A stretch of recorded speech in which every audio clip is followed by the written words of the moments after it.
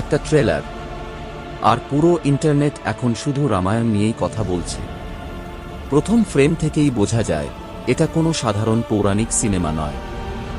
রণবীর কাপুরের শান্ত অথচ রাজকীয় উপস্থিতি, সাই পল্লবীর মার্জিত সীতার রূপ, আর ইয়াসের রাবণ মাত্র কয়েকটি দৃশ্যেই স্ক্রিন দখল করে নেয়। গ্রাফিক্স, ব্যাকগ্রাউন্ড স্কোর, সিনেমাটোগ্রাফি আর বিশাল স্কেল সব মিলিয়ে ট্রেলারটা সত্যিই হলিউড লেভেলের অনুভূতি দেয়। তবে মনে রাখতে হবে, এটা এখনও শুধু ট্রেলার। আসল বিচার হবে পুরো সিনেমা মুক্তির পর। কিন্তু প্রথম ইমপ্রেশন, রামায়ণ ভারতীয় সিনেমার অন্যতম বড় সিনেম্যাটিক ইভেন্ট হওয়ার ইঙ্গিত দিয়েছে।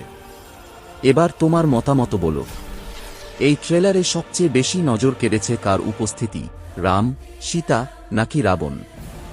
আরও নতুন ভিডিও দেখতে এখনই সাবস্ক্রাইব করুন আনকনাউন ডোজকে।